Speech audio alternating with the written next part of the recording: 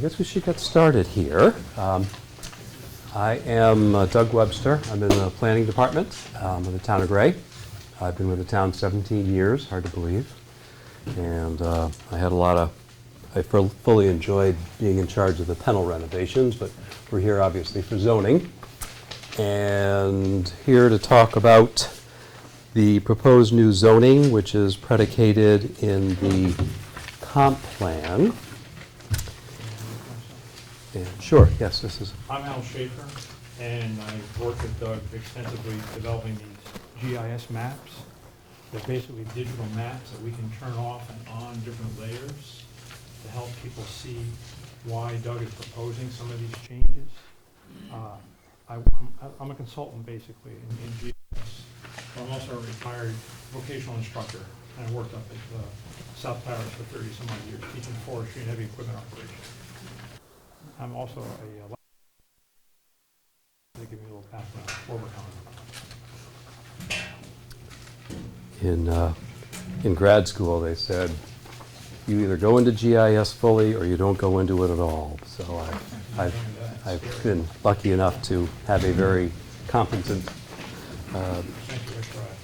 helper. Yes? Some older people here. Oh, louder? Yeah, so Louder? Okay. All right. I was thinking with the mic, but this is not the council chambers. Understood. Okay. Don't be shy. No, I wasn't. And let's see. So let's see. In the wrong section. We got some refreshments over there, thanks to Claire. Bathrooms are downstairs, and we have some quick, probably we haven't timed it yet, but this is the first of 3 workshops.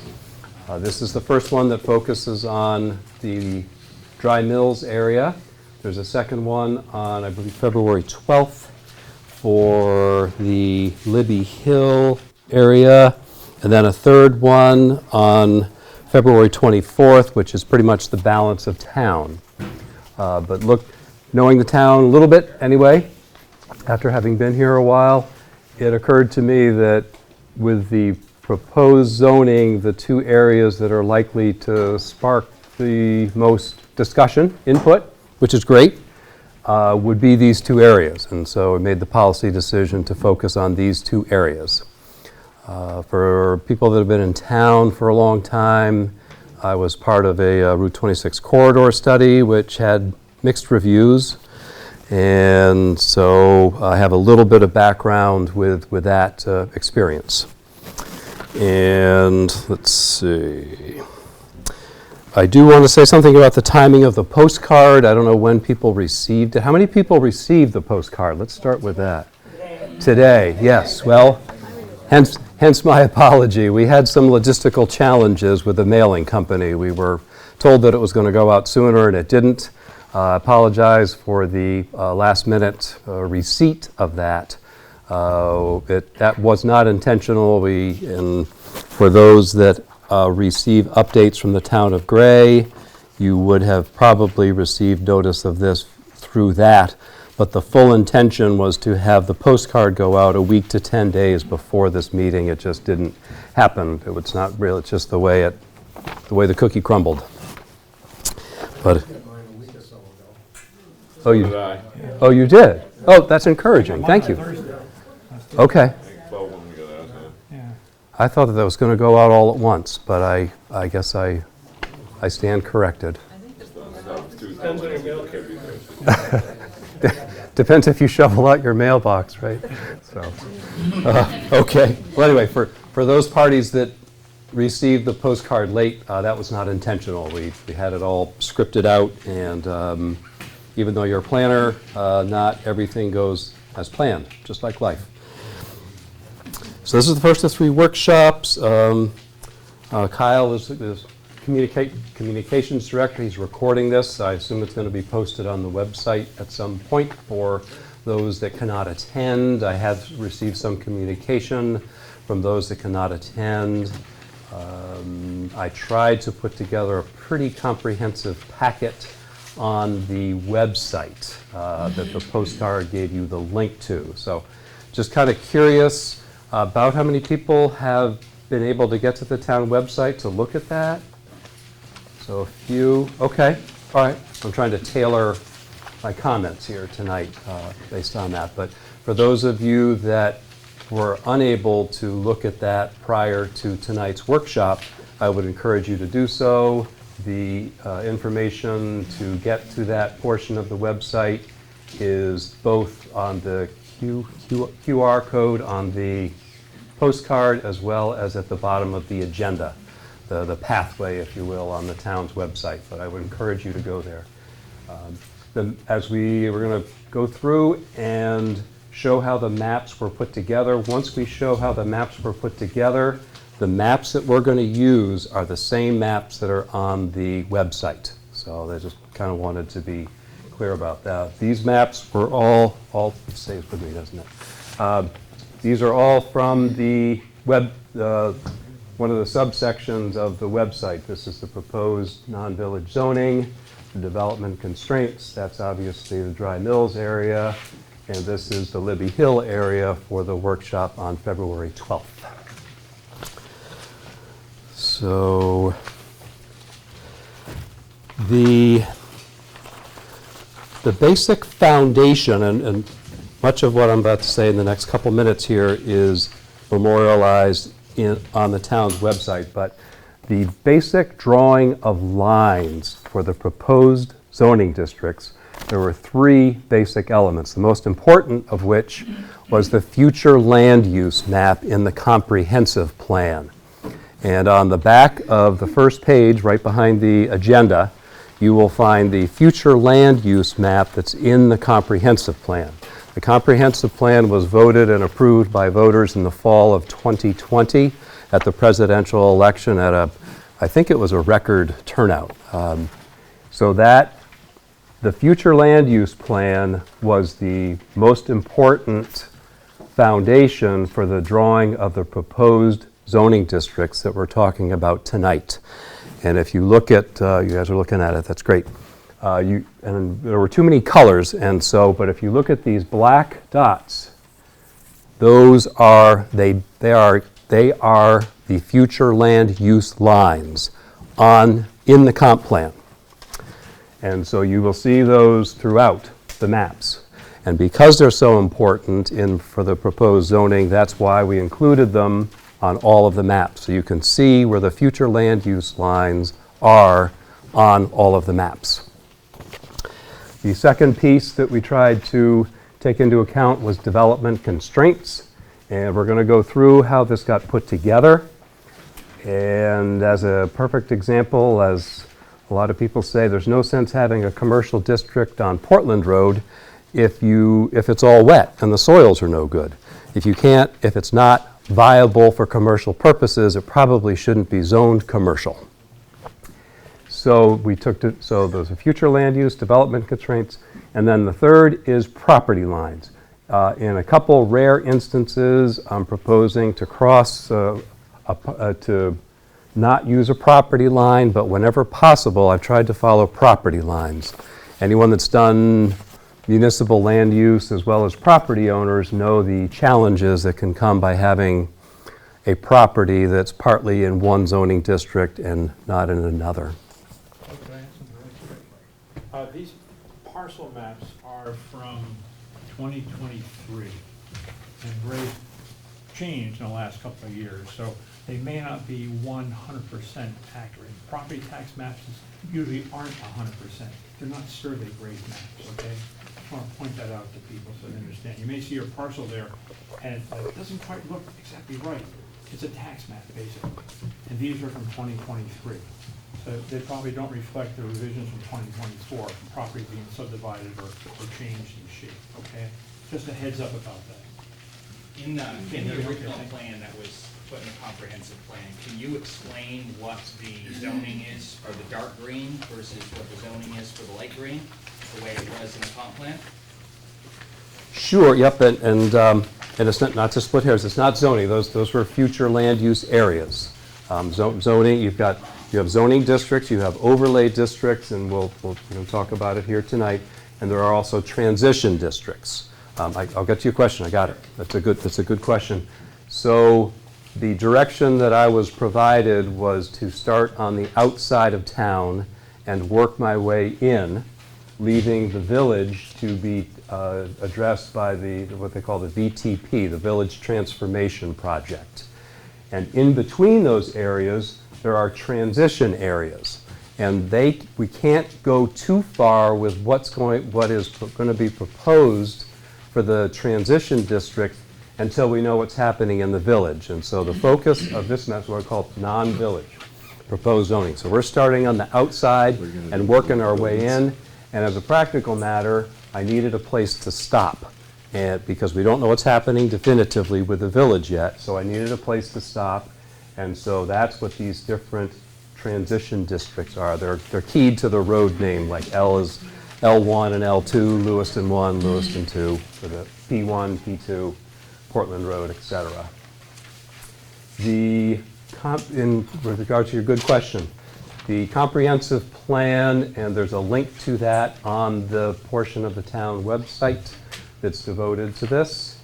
The comprehensive plan, the meat and potatoes, if you will, of the comprehensive plan is the summary. And embedded in the summary of the comp plan is the future land use plan. Part of that future land use plan is the map that you have in front of you on the back of the agenda.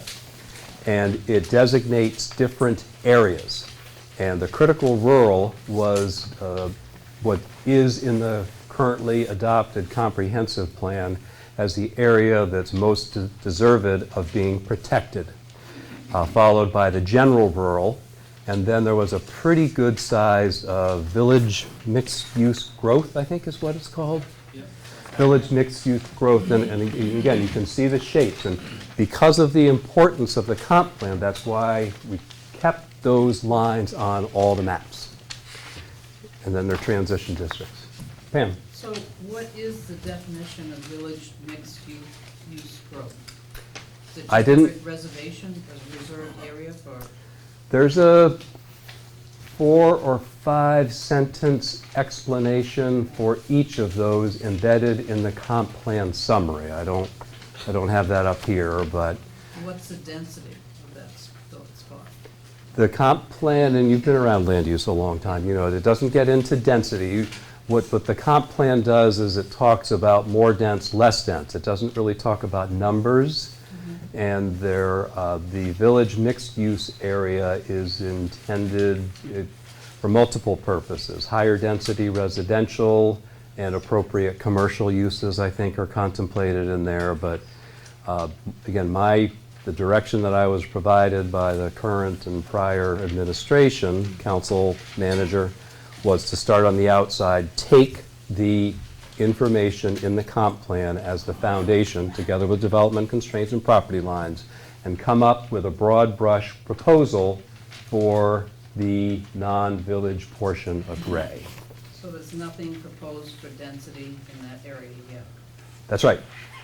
In line with the transition districts, they included in, I guess we didn't include it in the packet, but what's posted online, again, we can't get too specific with the transition districts because we don't know what's happening in the village yet.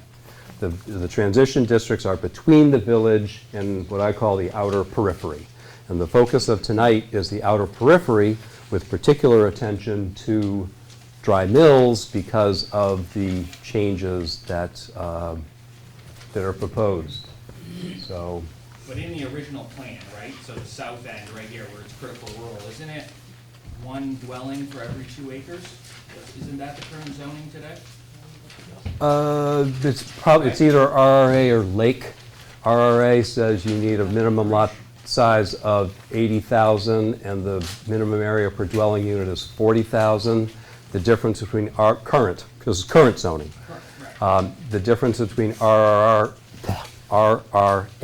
and Lake District is that in the Lake District, you need 80,000 per dwelling unit. Upshot is, in the current RRA district, you can put a duplex on 80,000 square feet, whereas in the Lake District, you cannot because of the requirement for 80,000 square feet per dwelling unit. So, Sorry, I don't. and I really don't want to derail too much on the comp plan. I mean, the comp plan is Well, what it I is. think it's pretty important to understand what they voted on in 2020 versus what is proposed today. I agree. I know you're talking about land use, but it's also going to impact the amount of dwellings in that area, correct? I agree. Okay. And So that, that's why I think it's very important to understand this map versus what you have up there. Because that's going to impact the amount of houses that are going to be built in and around this area, correct? and the density will need to be fine-tuned, and if I didn't agree with you with the importance of the comp plan, then those lines wouldn't be on that map. So that's why they are there, as a reminder as to the lines that are on the future land use plan in the comp plan. That's exactly why they're there. So, Fran? What's gonna determine the future? Is the future like next year, 10 years, 20 years? And what's gonna trigger the development in the future?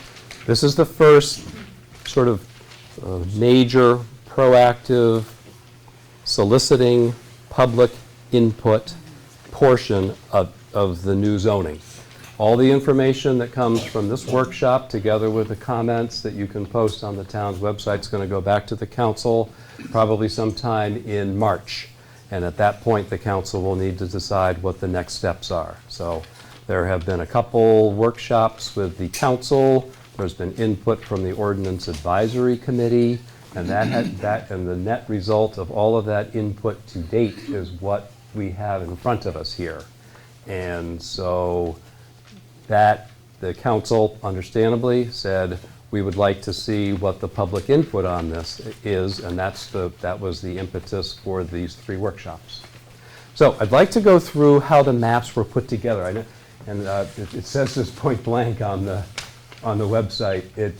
I know it's confusing to look at, but what we're going to do right now is we're going to start with a blank development constraints map. And we're going to go through and we're going to add layer by layer. And the key for those is on page 3 of the handout. So if you're looking, there's soils, there's wetlands, there's slopes. That's the legend. It's on the 3rd page, I believe. And so we're going to show you how the maps were made. And we're going to step through the development constraints layer by layer. And then we're going to step through the new zoning, and then we're going to put them together. So you can see how it all, and again, they do look a little overwhelming if you look at them when they're done, but the hope is that if you can see them get assembled layer by layer, that it will be more understandable. Can you folks see right now on the screen I have in front of me, I have the town. If I zoom in more, it'll make seeing these things easier, but we don't want to jiff people of not seeing the corner of, say, the northern corner or the southern corner of town. So if you can't see something, speak up, let us know, okay, so you can see what you need to see. We are going to come back and zoom in on the Dry Mills area afterwards, after we build the map for you, okay? As we zoom in, you can see, if we're picking up roads and streams, the parcel lines become a little more clear. And we realize that the parcel lines and roads especially help you orientate where your property might be or property you're concerned with, that kind of stuff. I'm not zoomed out here because I don't want you to see something. It's just that we're limited by the format of the screen I have and the screens we have in front of you, okay? So I've added aquifers. Do you want to go ahead and talk about them, or are they? Sure. Is the scale good? People able Do you to? want me to zoom in some more, or is this all right? Yeah. Okay. Let us know if there's something Yep. you want to zoom in on, Yep. speak up so we know, and we're happy to zoom in. So we've got aquifers now. Yeah, aquifers. Aquifers, and for those that have been in town a long time, there was an aquifer overlay zone, the dreaded AOZ, that fell out of political favor, perhaps understandably, because people couldn't put sheds on their property because of maximum impervious cover and so forth. So this is a relatively, this is development constraints. That's a development constraint that arguably warrants limiting uses that could potentially damage the groundwater. I'm gonna turn them off and on, so you can see them a little better. and see where they are. We kept them kind of transparent. You know, they literally aren't on the surface of the earth, obviously, but they're still there. And it has potential for being a constraint to development. You zoom into the village, and maybe Yeah. You can see all this. Mayall. Yeah, a large aquifer on Mayall Road in that general area. Okay, any questions on the aquifer and where it is? You see it okay, folks? Do you mind shifting up to the dry mills I area? can do that. Thank you. And we're gonna come back, once we show you how we built these layers, we're gonna come back to the dry mills area where you can see all of the development constraints in one view, okay? So what you're showing there is the entire south end of the giant aquifer? Yes, well, all this mottled sort of light blue, Yeah. I don't know how to describe it. Yeah, this stuff right there is all aquifer. And it goes all the way to the end of Gray. No? It does, and it doesn't stop at the border, because we're on to Poland and other areas, yeah, absolutely. Matter of fact, I believe the fish hatchery taps into this aquifer for its water supply for the fish. Yep. It's right there. Is the Gray Water District on this map, in this map, or is it? I'm sorry? The Gray Water District, is it on the map? Yeah, it's to the south, It's to the south? yeah, That- yeah. How far south? Well, It's since right, you asked. it's right by, it's where Shaker and the Turnpike are, basically. Right. Gray Jim Water knows. District is right about there where the cursor is. Okay? Okay, so let's zoom out a teeny bit anyway. And the next development constraint is wetlands. There are two different types of, what's that handout? Of wetlands. One is forested and one is open. If you're real world example driving across Gray Flats, there's the open portion, and then as you get close to either end, it transitions to what they call a forested wetland. So that's obviously an example of a development constraint. The lighter green is the forested. In general, the development constraints, what we tried to do is anything darker is more of a constraint. That was one of the guiding forces, if you will. If you look at your legend, you'll see that the forested wetlands are a lighter green. The open ones that are more substantial, if you will, of a wetland, those are darker green. The same thing with the slopes and the soils. Could you pull that back to the dry mills area so we can... Sure, we're gonna come back to dry mills, so I can go back to Yeah, that. they seem to wanna. I want to point out something about the boundaries on all these different shapes, folks. I want to emphasize, these are not engineering grade maps, okay? These are GIS maps. We get them from different sources, mostly government sources, national hydrology data sets, or Corps of Engineers, or different sources. They're not like a surveyor's map, and neither are the parcels. I'll say that again. And especially things like aquifers and wetlands. You know, it's very seldom a defined boundary through the woods where a wetland begins and another one ends, or something that's not wetlands, okay? But they are good representations of what's out there. They're industry acceptable layers. Power. That indicate- So is this what's gonna be used, or are you gonna do? Oh, you want the whole table? This is what's going to be used for this stage of the planning. Now, I'm not a planner, but my understanding is when someone does plan development, then they do hire someone to go out and more accurately map wetlands and things like that. But I want to emphasize, don't quote me on that, I'm not a developer. But this, the information we're giving you is what other people would give you at this stage of the planning process. You follow, that answer your question, Ron? Is that, Can I ask you a question? Yes. Remind at least me, again, the dotted, whoops. I guess you didn't want that question, did you? Share my screen. Yeah, right there. We're back, okay. Yeah, remind me of the dotted line and the impact it has. This dashed line right here? Yeah, Okay, so we took the map that was in the comp plan. right. Actually, I sat down, my computer, it was a complicated process. I basically traced these different colored shapes and made dashed lines out of those shapes. Okay. So my understanding is the town looked at the comp plan and said, yes, we agree with these future land use areas, okay? And we add them to the maps I know Doug mentioned this many, many times, to show people that he was trying to meet that expectation with the changes he's proposing. And I'll stress proposing. Sometimes it's just not practical, sometimes it is. But generally, he tried to match this with what he felt was adequate or suitable from a professional level of planning. Yep. Okay, does that answer your question? Yes, it does, thanks. All right. You got both screens? Oh, not quite yet. There we There go. we Yep. Okay, let's keep stepping through. Okay, yep. So we got forested wetlands and other wetlands. You want to go to soils? Okay, soils can be even a little more of a mystery because they're based on the U.S. Conservation Service Soil and Water Service. Years ago, people went through the woods with soil augers and drilled little holes in the ground and pulled out the dirt and said, yeah, it's a certain kind of soil, and then they made these maps. They're the best we have for right now. If someone was doing some kind of intentional engineering type project, there'd be more intensive mapping. But for right now and for planning purposes, this is what we've got, and it's based on soil water conservation data. Okay, so we have poorly drained soils and very poorly drained soils, and you can imagine the limitations this has on septic design and things like that, and runoff and other things too. Okay. Let's keep plowing through if we can. All right, so then we got into slopes. And before I talk about slopes, I want to be sure that everyone understands the idea of using a percentage to describe a slope. When someone says 10% slope, they mean for every 100 feet of horizontal run, you've got 10 feet of rise. Okay? This isn't degrees, like other ways of expressing slope, it's percentage.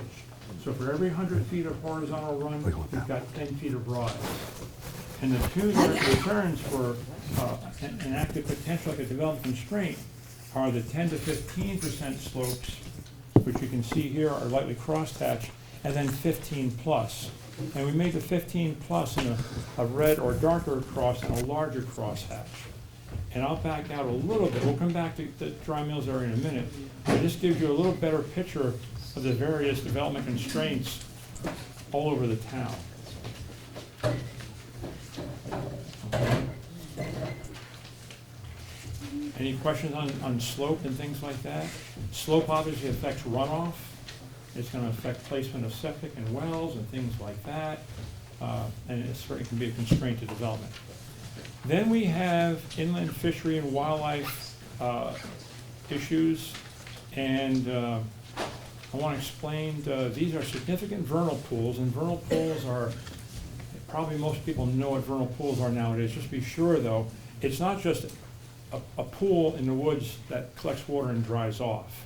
There's certain species that have to be found by inland fisheries and wildlife, like freshwater shrimp and things like that, to define to be an official vernal pool. And the water has to be in there for so many months out of the year. I don't know the exact number. Okay, so it's not just a depression that stays wet in the spring when the snow runs off. There's got to be certain things happening going on. But also, the ESTC stands for endangered species of concern and threatened species. And the state is a little bit tight-vested on that. They don't talk that much about what those species are because they don't want people going to see what they are or go and picking whatever's there and stuff like that, okay? And that is about it. I don't know if you have something else you want to add. Oop. All right, so let's go back to the dry mills area and see what this looks like in terms of, and I'll get rid of this so it's not in the way. All right, so now this is how it all kind of comes together in the dry mills area. I can zoom in, I can move it around a little bit, and you've got questions. Take a minute and look at it. You guys all remember, probably you were in grammar school, and a teacher had an overhead projector with these clear pieces of plastic, and she or he would draw on them and say, put them on top, and there's math homework and history. This is the same idea, but we do it digitally. And because we can do it digitally, we can see the relationships of all these different variables on the face of the earth. And zoning planning is like a perfect application for this stuff. Okay? I want to understand, it's not smoke and mirrors, yes. Could you move it towards the little Sebago, you're gonna go up, North Raymond Road? So over this way someplace, Yeah, keep going, keep going. up, down. Maybe zoom out a little bit? Yeah, I think that's what she wants. There? Is that what you're looking for? Is that? These maps will be, as time goes by, they will be online, and they will be online in a manner that you can interact and do the same thing I'm doing with them right now. But we didn't want to do that until we got someplace to where they're more accepted, more adapted. And you can do that with what's on the website now. All of the maps that are on the website are zoomable. They're PDFs. You can zoom in and zoom out and move them. So this is obviously the compilation of the development constraints. But this map, if you care to go home and see what different areas of town look like, it's all, you can't separate out the layers yet, but this map in a zoomable format is on the website right now. When we get to a point where we can make it more adaptable, you will be able to turn layers off and on. We're not at that stage yet. Okay, you'll be able to turn off the grades or the soil differences and things like that, and be able to zoom in with more clarity. With the PDF maps, that's what's there now, it's called PDFs, you can zoom in, but you do lose some of the clarity as you get closer into a specific area. Yes? The white on the map, the white areas, is that, there's no constraints, no restrictions, nothing in that area? Like in this area Yeah. right here? Yes, well, none of these development constraints, yes. I'm sorry? That's an area where there are none of the constraints that we looked at. Does that answer your question? Yep. I mean, there might be something that we don't know about, but first blush, with our data, I can safely say, based on what we loaded, there's no development constraints there. Does that answer your question? Okay? Yeah. Could you bring it up more and see if there's more Sure. white? Does that help? Yeah. Doesn't appear there's very much, is there? In some areas, no. In other areas, just quite a bit. It shows you gray is kind of like in between two geographical or geological areas. You go directly like towards Cumberland and Yarmouth, and topologically, things begin to change. You go here and go north, and you see some changes the other way. So Maine is kind of like in between some rolling hills and some coastal kind of plain type activity. And you kind of see that in amongst things like this. But regardless if it's white or wet, is the plan to still leave that critical rural? Nope, so as I mentioned earlier, there were three primary components that were taken into account for drawing the proposed zoning map. The future land use map in the comp plan, development constraints, and property lines. Those are the three. So the effort was expended at the beginning of the process to identify the most significant development constraints to be used to be more accurately draw where the proposed zoning line should go. So I think it, What like, did you guys find is the most difficult Pardon? in terms of the constraints? When you did this exercise, what did you find for development constraints?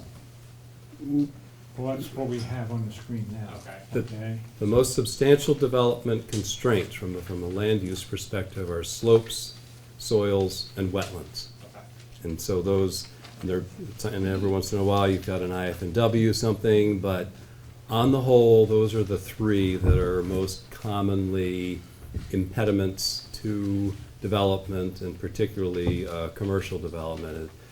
As Al mentioned, I mean, if you get more, closer to the coast, you get more clay soils, and you have some pretty severe limits. As an example, for septic system, most of Gray is either an aquifer or has a hard pan layer down about 18, 24 inches. What do you think, Adam? It's about standard? Yeah, it's quite a mix. So, but yeah, so those are the biggest three. So I'd like to, for the purpose, I want to make sure we have enough time here to solicit some comments here. So what I'd like to do is go back to if Al's willing here, Yeah. go back to the blank map and show the compilation of the proposed zoning. So now, so again, it's a similar process. We're going to start with pretty much a blank map that has parcels, roads, and surface water, and I think the future land use polygons, that's what I call them. And then build that in the same order that's on pages 5 and 6 of your handout, starting with the green. And the comp plan, most of the green areas were called critical rural, and I've put in the planning that I've done for too long, the title of a zoning district should be as descriptive as possible as to its overall character. And so the overall intention of the critical rural, as memorialized in the comp plan, is to have it protected from development. And so that's where I came up with the title Rural Conservation. And, yeah, that's it. So if you look at that, you can see that it quite closely mirrors, echoes the future land use lines. One of the challenges that I had in putting this map together is that when the consulting firm, together with the Comprehensive Plan Steering Committee, compiled the future land use map, the one that's right behind your agenda with the polygons, they did not follow, they didn't use a map that had property lines on it. And they probably looked at development constraints, but the future land use map in the comp plan is the broad brush. That's the broad brush stroke. And there, if you go to the town's website, you'll see that I listed out the areas where I propose to deviate from the future land use plan, and Dry Mills was one of those areas. And it's addressed on point on the website and the proposal is to put that on the table and see what the reaction is. Do people like it? Do you not like it? So this is the rural conservation. And then the next layer is rural and agricultural. For those that are familiar with the current zoning, much of the town is RRA, rural, residential, and agricultural. What that translates to as a practical reality is that the half-acre lots right by Hannaford, Spruce, Adler, Fairview, that residential neighborhood, is in the same zoning district with the same lot size and same setbacks as all of the gravel pits on Mayall Road. I think it's time, I'm proposing these maps, that it's time to separate the predominantly rural residential from the predominantly rural and agricultural. I think in every 10 or 20 years with a new comp plan, a municipality has that option to take a fresh look at the town and try to figure out what's most appropriate. And so you'll see that general philosophy with these maps. And so the pink, then there's a legend in there in your handout. So the pink is proposed to be rural agricultural. Oh, is the first map that has the orange and it shows the yellow and the green. So the yellow is more smaller lots on Yep. polygons? Yep, it will. Yep, we're 2 steps away from that. We're gonna have the yellow up in a couple of minutes, Yep. All right. okay? Just explain what deep road buffer, what does that mean? Deep road buffer, one of the most consistent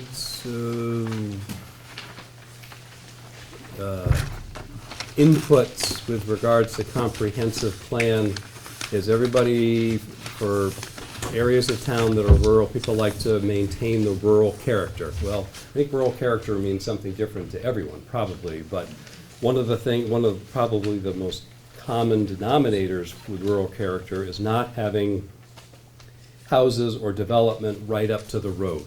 And so so that's what that's referring to, is a pretty significant setback to the road. And you can have development, many, many years ago. I was the planner in Standish on Route 35 between Wyndham and Sebago Lake Village. And there's an area that you drive through there, and there's a lot of houses back there, but the Standish Planning Board and the then zoning ordinance had a 300-foot setback. I'm not advocating 300 feet for the RC, but my point is that you can have development and it can look rural if you maintain a deep buffer. So that's the proposed rural agricultural. Oh, you did, I'm sorry. And so the next layer here is the rural residential. Those are areas that, at least based on looking at aerial photos, looking at property lines and so forth, are predominantly rural residential. Again, this is part of this proposal to separate out rural residential from rural and agricultural. And then, I have a question on, just on the lakes side, you've got rural conservation on the east side, but on the west side, you have rural residential. And that allows home occupations, subdivisions, and duplexes, developments, small B&Bs. But on the right-hand side of the lake, you don't allow that. so if you look at the future land use polygons, the east side of the lake is in the critical rural. And so that's why that was proposed to, that's why it's currently proposed to be rural conservation.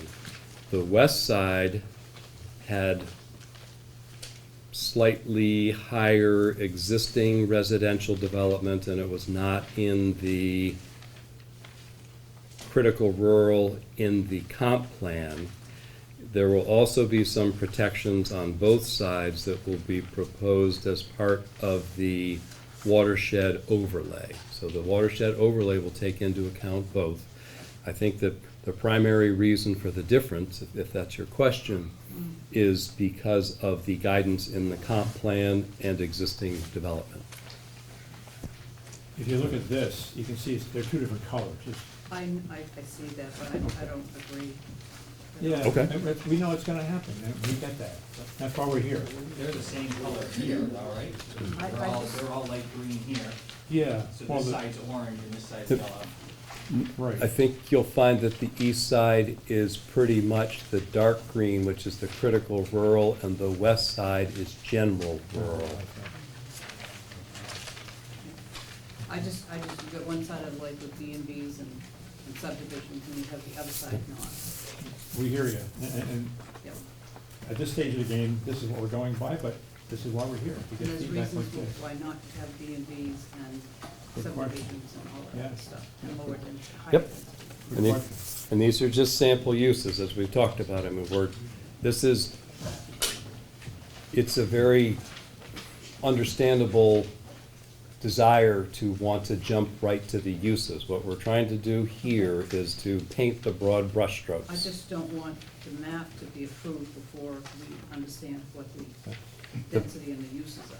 The new zoning districts are not gonna be approved until the uses are fine-tuned. We're trying to figure out what are the appropriate areas of town for the overall character of each zoning district, and then we'll fine-tune them. I think it's safe to say too, that's why we're here tonight. Yep. Yes, absolutely.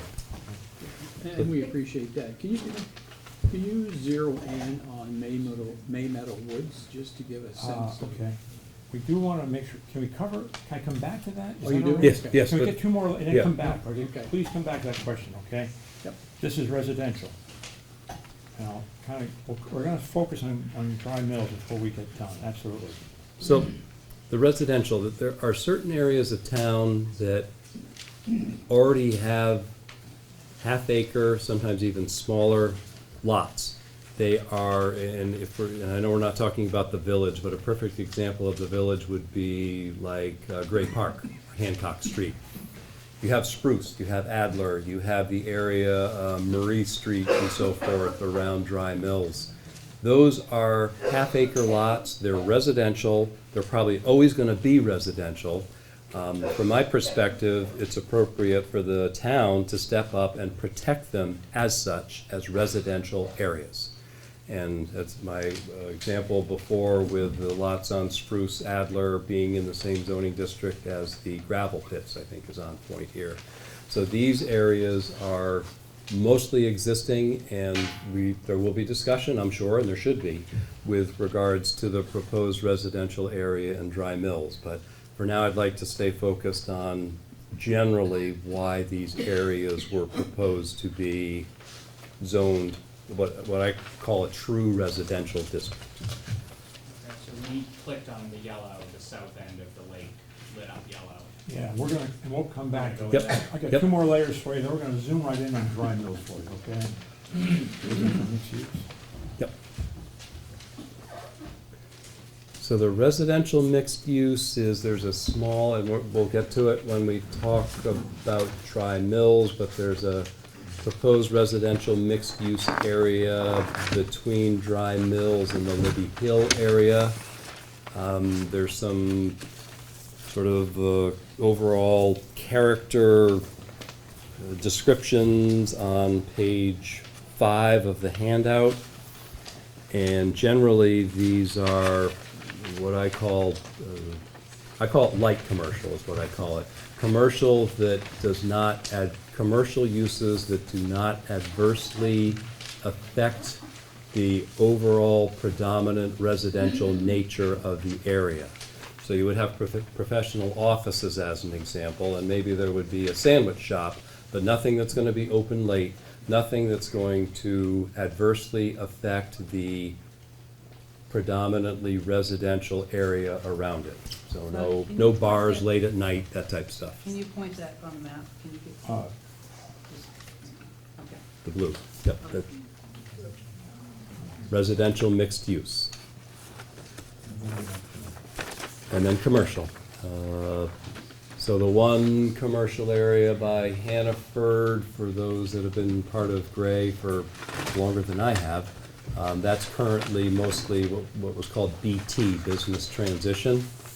And that came about and went through quite a process when Hannaford wanted to locate there. And for those that are not familiar, the then comp plan did not allow for commercial development there, and the council had the authority to change the comp plan to make the zoning consistent with the comp plan, and the council was in the hot seat to determine whether or not it should change the comp plan to allow the zoning to change. That's the very abbreviated version of that. And it, town vote, remember? yes, and it did go to a town vote because the council wanted input. So that area is currently zoned, or on the current maps, it's BT, Business Transition, BT1 and BT2. And so given that that is commercial, the proposal is to have that area be commercial. And that takes us to the proposed commercial area at Dry Mills. So we might want to zoom in on, there.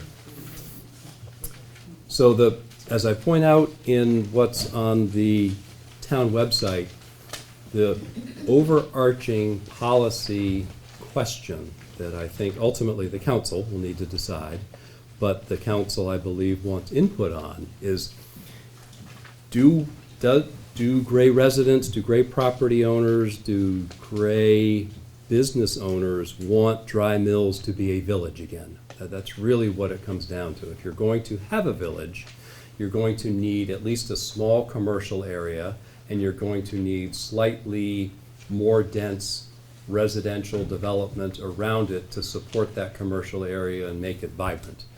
And from my perspective, and I don't live here, I'm out of town, I'm not far away, but ultimately, again, it will be up to the council, but I think just to kind of lay some groundwork, I think that's what it really comes down to, is do you want there to be a village there or not? And I think that's a policy question that the council, I believe, is looking for input on, and that was one of the primary driving forces for scheduling and holding this workshop here tonight. Before we get too far down that road, I promised this gentleman. Oh, back I'm here, sorry. And I forgot. He wanted to see Spring Meadow, is that correct? No, May Meadow Woods. Does that show you what you wanted to see? So that's rural residential? Well, the dark green is. I'm sorry, Oh, no, the- no. It- rural it is. conservation. It Yes, is. yes. Yep. And the green piece, I checked, I verified that, that little connector and the green piece, that is part of the subdivision approval as protected open space. Just for the residents of May Meadows. But I put it in the rural conservation intentionally, seeing that it was an integral part of it. It's fractionally owned by the lot owners in May Meadows. And that is restricted to lot owners in May Meadows, too. Okay. I'll go back to, yes. On this commercial. So it says no repair garages, no gas stations, but there's already gas stations and repair shops there. So why is that even mentioned for future growth? And, it's already been allowed.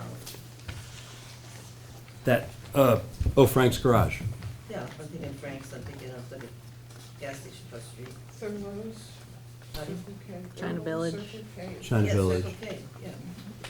Yep, well, those are there now, and they're, I mean, if right now, China Village and Frank's Garage are in the zoning, or in 402 zoning, it would be called a non-conforming use of record, is what they would be called, because it's not currently allowed, but the use is there, as well as the Circle K. Why would it not be allowed? And it says no tractors. Because the current zoning in that area is shoreland and RRA. That's what it is. And so, and again, it goes, the proposal here is that, or the question, one of the big policy questions on the table is should there be a commercial area there? Is it the consensus of the town that Dry Mill should be a village again? I really put a lot of thought into that. I We think don't that's what have it the comes an- down to. We don't have the answers to that. We're not saying it should or it shouldn't be. You understand? That's very important. So the question I Good. have is, Here, Pam's been waiting, if I may, I'm sorry.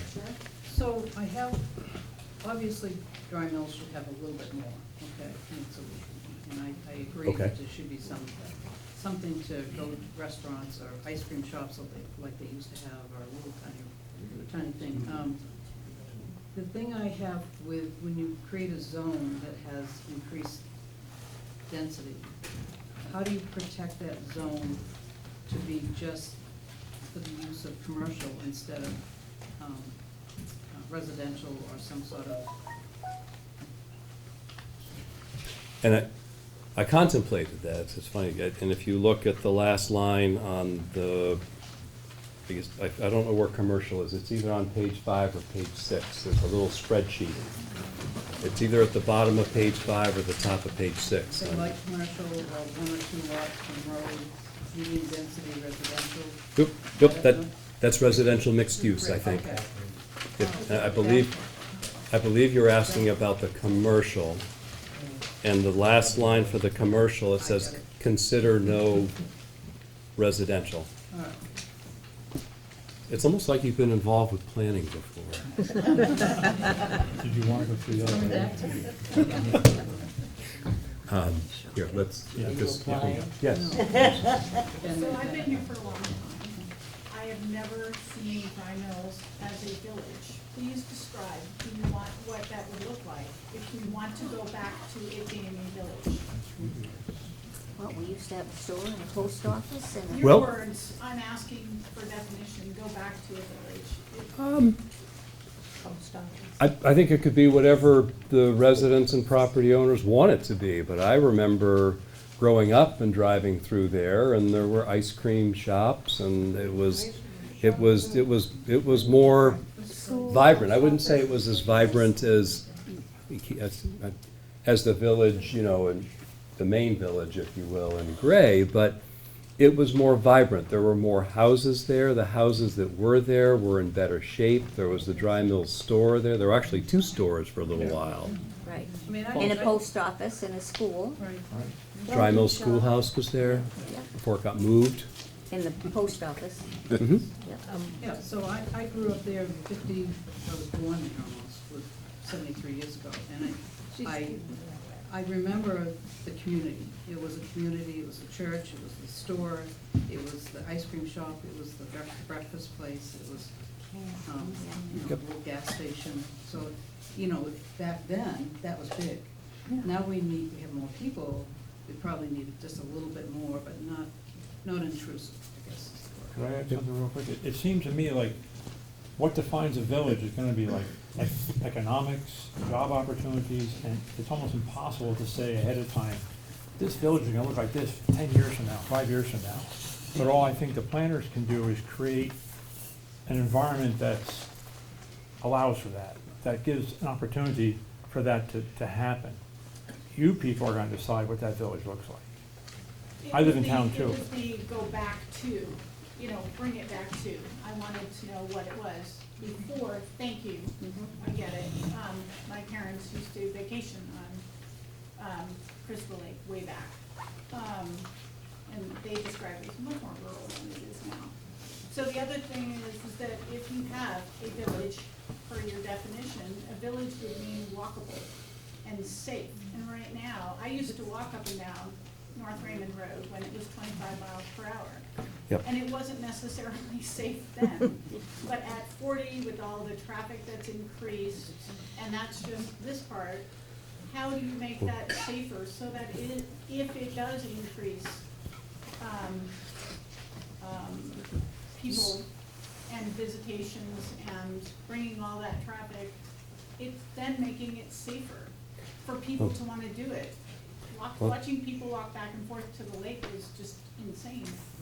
Well, I think, yeah, there's a lot of different elements that go into that, and many of the questions that you're understandably posing are very similar to those that are being contemplated as an integral part of the village transformation project. I mean, there's, you know, the complete streets movement and trying to have the multi-use. The town has taken some proactive steps in limited areas of town, like the striping that's been done on Hancock Street and so forth. So I think that there are ways to accomplish that long-term, but before, and I always feel very awkward and uncomfortable speaking for the council, but I think what the council is looking for is, what is the consensus for the dry mills area? Is there a desire to have that be some type of village? And obviously, there needs to be follow-up. There needs to be maybe even visioning sessions, if you will. But the council, I believe, is looking for some broad brush input as to, we're taking the incredibly broad brush that's in the future land use plan. We're trying to put some meat on the bones here. And so this is the first blush. And if it looks like there's some support for a limited type of village, I think that's what the council wants to know to be able to take the next step. I mean to put Councilor Gass on You the... said it very well, and I just wanted to respond to your comment. We do have an approved bike ped plan that envisions a sidewalk from Shaker Road up to at least past Crystal Lake and Wilkins Beach. Or at least to Wilkins Beach, I should say. And so, I mean, the town, you know, that's in the to-do list, the wish list, but we haven't gotten there yet. But that plan was approved in 2018. So we do hope to get there sometime. I think your point's well taken. If it wants to be a village, then, you know, making sure there's pedestrian safety, bike and pedestrian safety is. It seems like what made a village 50, 60 years ago, or even more, is very different to what makes a village today. And that's a trick, that's a real trick to forecast that. Well, sorry. Go ahead, sorry. I don't want to get in the weeds here. I think Doug's point is well taken, and this is a really helpful conversation. The council can't make decisions, and by the way, my name is Ann Gass, I serve on the council. And we're looking for your input on just this kind of thing, for, whether or not you want to see a little bit more room for commercial development in the dry mills area, and kind of where would you, like, hate to see it, where would you think it really belongs? Those are the kinds of questions that would be good to answer tonight. It's not the only question you need to answer, so I don't know when you need to move on, but thanks. Before you finalize it, are you gonna do a traffic analysis? Exactly. What's gonna, because I mean, that south end of that lake right there, there's probably 150 acres, so I'm looking at the yellow, and I'm looking at half acre to 1 acre. There could potentially be 150 homes there, and when my son gets on the bus in the morning, the traffic's already backed up Blueberry Lane.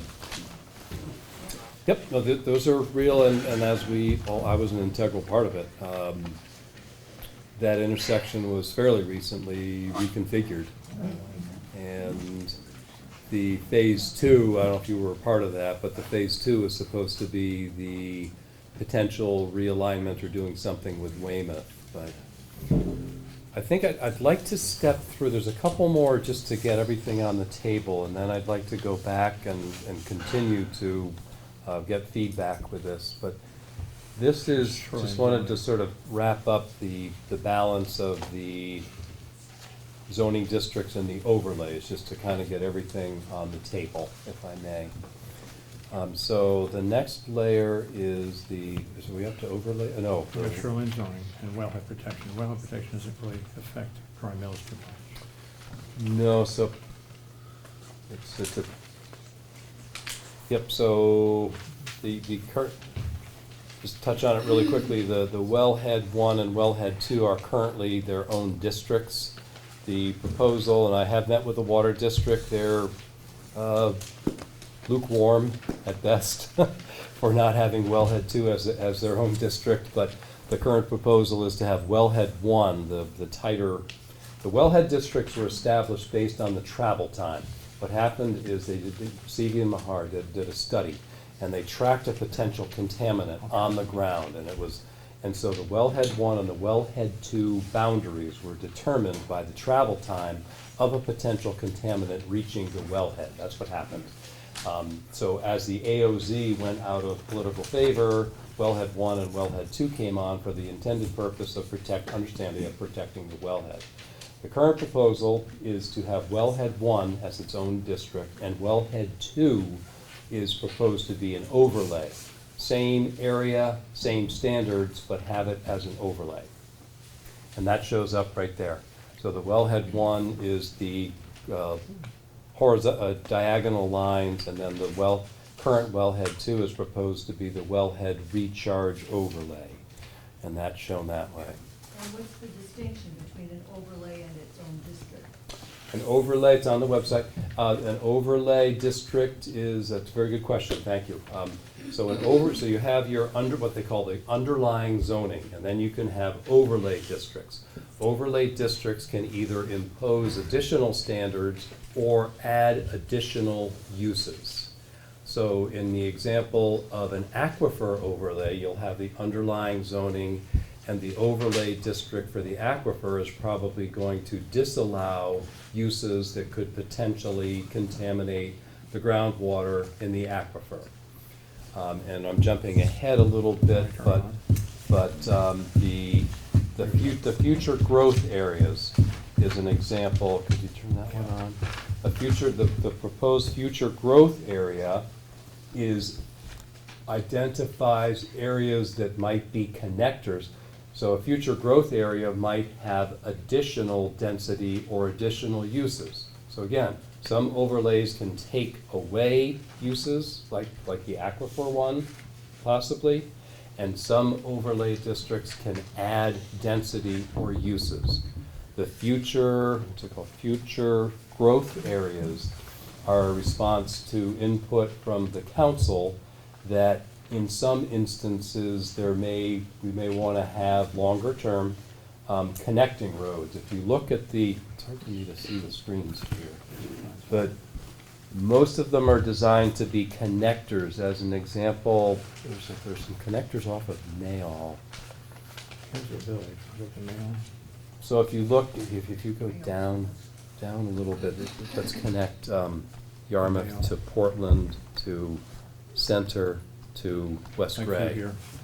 So some of the discussions at a council level, and this has come up in connection with some contract zones, is that long-term, there may be a desire and a practicality, and this was discussed a little bit with the Route 26 corridor study, to have ring roads, to try to, if you can have ring roads, well, they're kind of like beltways around a city, if you will. And what they do as a practical matter is they take some of the pressure off of the village.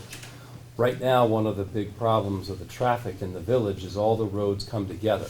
But if you were traveling down Yarmouth Road, let's keep it right there, that's great.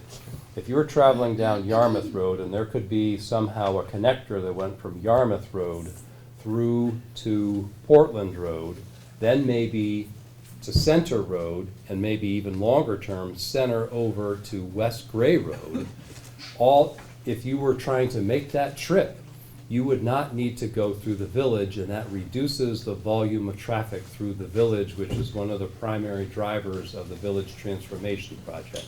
So the council, I think, is aware of that. And the council wanted to show some areas that might be future connectors, and with those ring roads, you might be able to realize additional development. And so that's why these are shown there as potential. That was really the focus of the future growth area overlays, to give an indication to current and future property owners, or someone who's thinking about buying in Gray, say, hey, these areas may be developed slightly more intensely than the underlying zoning district. So that's, and I think, is that all the watershed boundary, that's pretty easy. So right now, the majority of zoning in town is RRA, rural residential and agricultural, and then the Lake District. The Lake District is its own district that is the direct watershed of Little Sebago or a great pond like Forest Lake or Notched. Is it Notched up north? Yes. Yep. So the currently proposed watershed overlay is that same line. And so you would have the underlying zoning, and then there would be additional environmental standards imposed to try to eliminate sedimentation from going in the surface water bodies and making its way to the lakes. But it's proposed, in this version, it's proposed as an overlay, not its own district, subject to additional standards. Wouldn't Crystal Lake have one as well? It does. It does? It's there. It's supposed to be there, maybe it. Oh, okay. Yep. Yep. Okay. It's intended to be the current LD boundary, Lake District, which gets very confusing because you've got LD for Lake Districts, and then you've got a subset of shoreland, which is limited residential. A lot of people mix that up, understandably. It's a easy confusion. What would, in these wellheads, what would trigger the advanced wastewater treatment? And it seems to be So, right now the current, so this is the wellhead recharge overlay, which is the current wellhead 2. And the proposal there is to, wellhead 1 stays just like it is. Wellhead 2 would retain the same, is proposed to retain the same performance standards that are on the books now, but to reduce the lot size per dwelling unit down to 2 acres per dwelling unit instead of the current 4. And dovetailed with that, require, for once you get above like a 3-bedroom system on the same property, let's say you had an ADU or a duplex on there, if your lot size was large enough, to require what they call advanced wastewater treatment, to clean up the wastewater so that it's very, very clean. I was not here, I just came on board actually when Wellhead 2 came on, but as I understand it, one of the primary drivers of having the 4 acres per dwelling unit and 4 acre minimum lot size in the current Wellhead 2 and Wellhead 1 was to minimize increased density, to minimize the cumulative volume of wastewater going into the wellhead recharge area. So this is an attempt to allow some development in there, but require, very similar to the watershed overlay, require some additional standards for the wastewater trying to stay true to the purposes of the establishment of the current wellhead too. So it include individual wastewater treatment? Yes. On Yep. the property itself, Yes, not a whole yep. So, town-wide. so if you had a real-world example, if you had a 4-acre lot and there was a single family on there and you wanted to, and the lot and the minimum area per dwelling unit goes from 4 acres to 2 acres, then you would be able to build, you'd be able to split the lot, put another single family on, because you have 4 acres, split that in one single family on each, but you would be required for the new dwelling unit, the new single family, that would be required to have an AWT unit. That's what they call it, that's what plumbing, advanced wastewater treatment.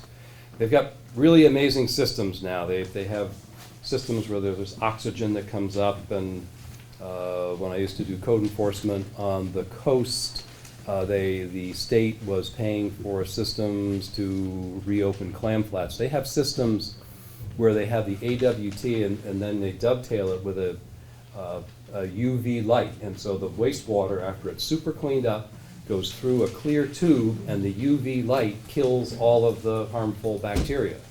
And so it's really amazing what they have. And so this is an attempt to look at that current wellhead 2 area and allow additional development, but stay true to the purposes of establishing it.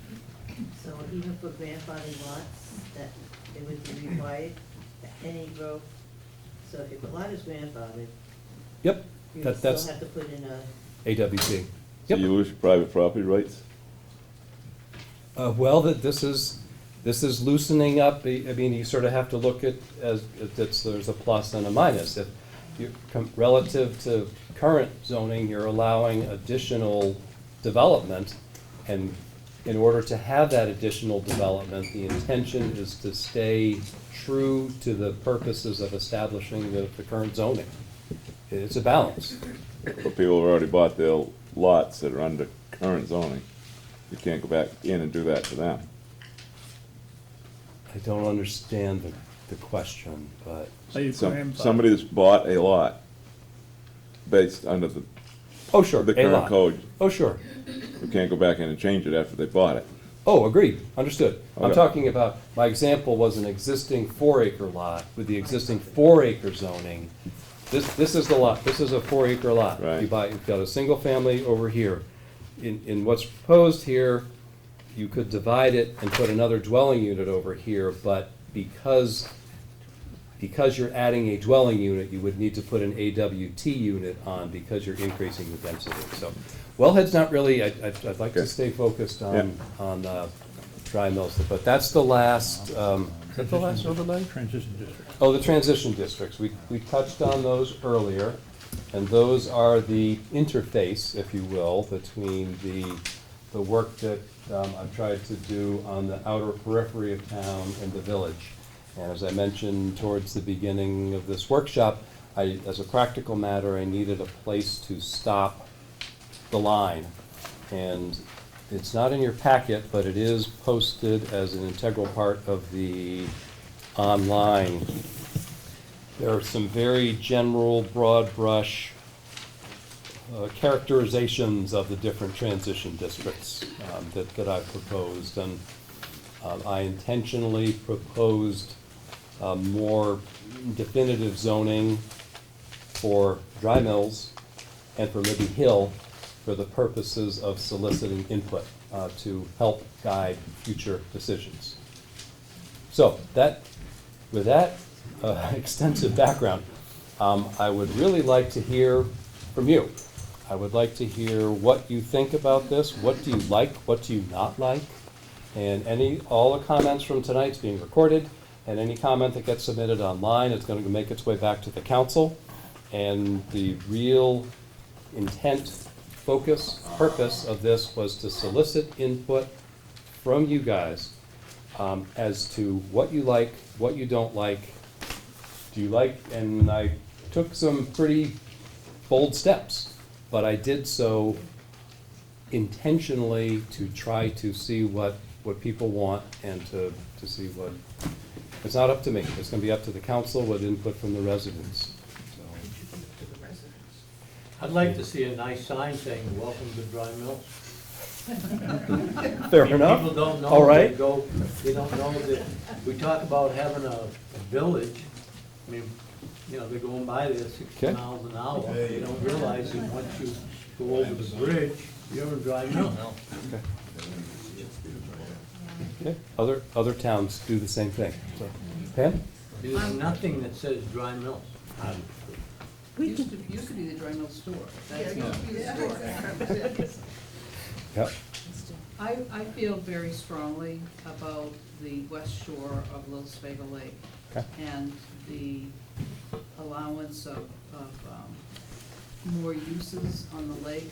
And, you know, I think we need to, I know it's gonna be, the watershed protection is gonna envelop some of the lake with the Okay. watersheds and stuff, but that is, like, you're increasing usage on a lake and density, and that Okay. it should be the same on both sides of that lake. I might be able to accomplish that through the watershed overlay rather than the entirety of the RA district, but okay, I think it sends not a good message. okay. Some people don't like the lake as much as a lot of us do. I can't imagine that. They build, you know, 200 Who? homes. It's like not liking apple pie. We're I mean, come on. we're just seeing a lot of the second tier development. I see. That- On slopes, and I know watershed's gonna deal with some of that, but to put that on a map should send the message. You're concerned about the second tier development, particularly on the west side of Sebago. Sure. Okay, right, yep, very helpful. Second and third tier, right? Yeah, for sure. All right, this is exactly why we're here. This is perfect. This is great. Doug, Yes. you mentioned in the commercial Dry Mills New Village area, Okay. all of the new ring roads to handle possible new development and businesses that are gonna be built there or, you know, started up.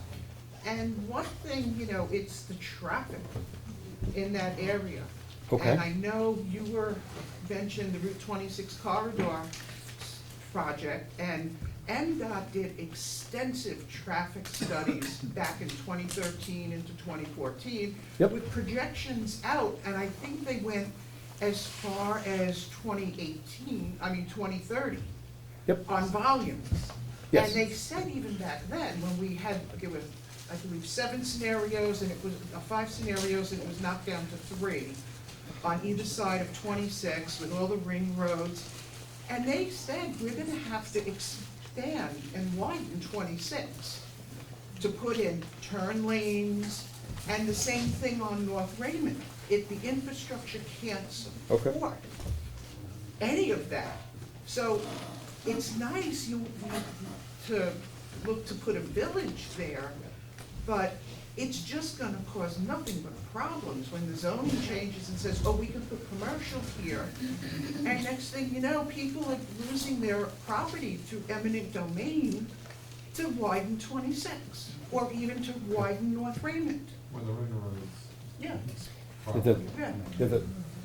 Just to be clear, the ring roads were primarily focused on the future growth area overlays, but But if you open that up to commercial development and they start branching off, like that 22 acres that's back up for sale on 26, somebody starts to put a commercial complex in there, okay, and there's gonna be additional roads, it could be mini strip malls or whatever.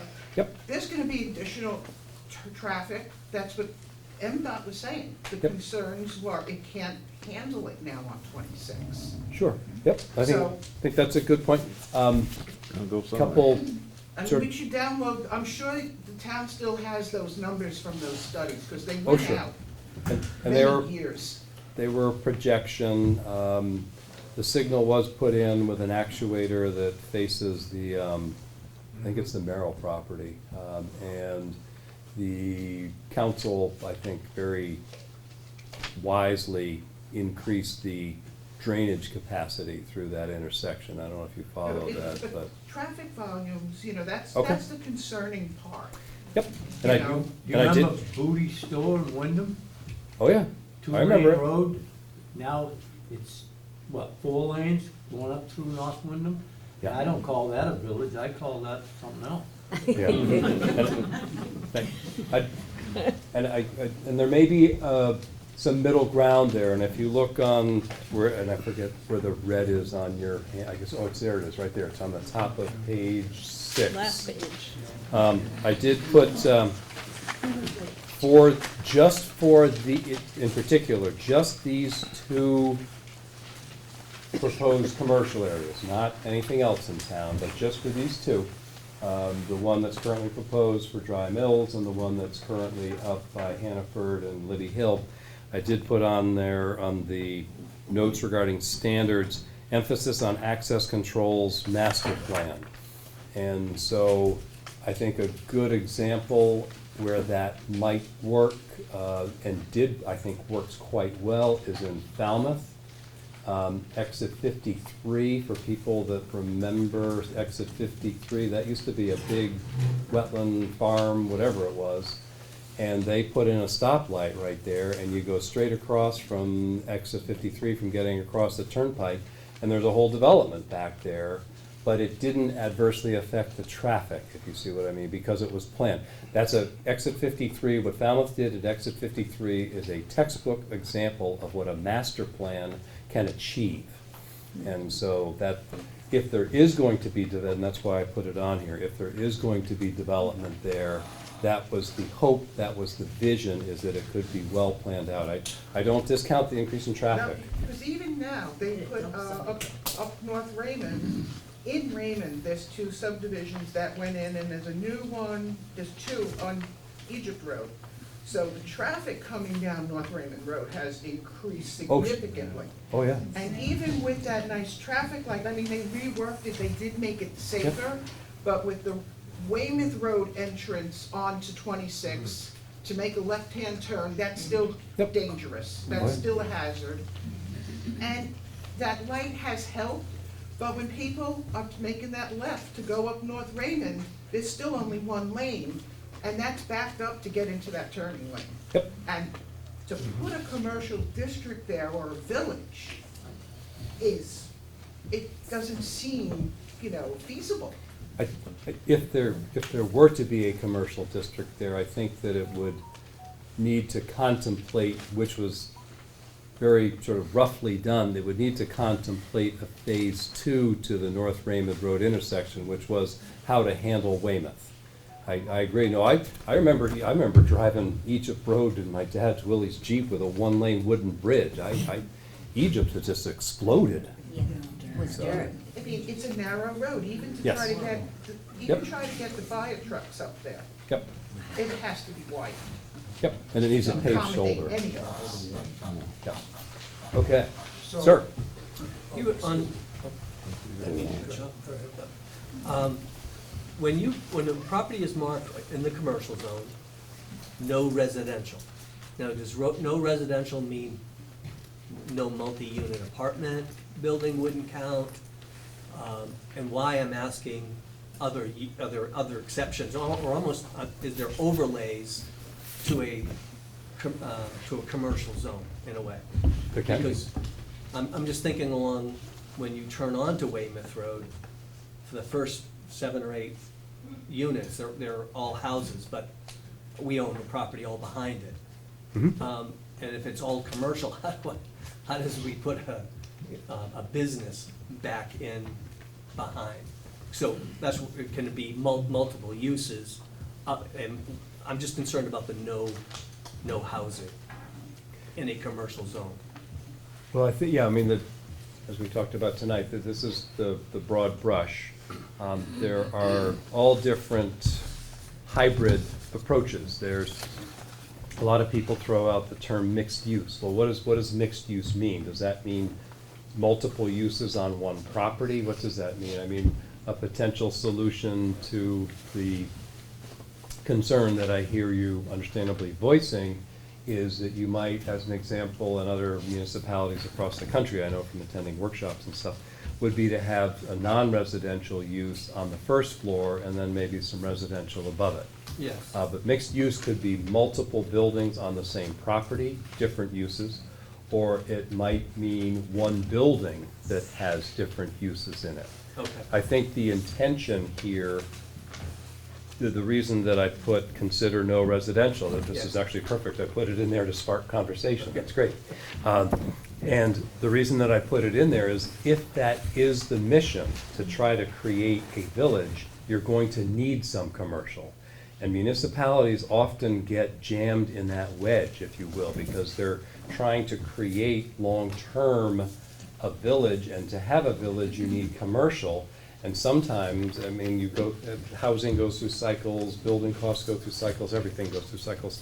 But there might need to be some consideration given to ensuring that there's at least some commercial, otherwise the long-range vision is not gonna come to fruition. Got it. And so there's a balance in there. But otherwise, we love where you're going with this.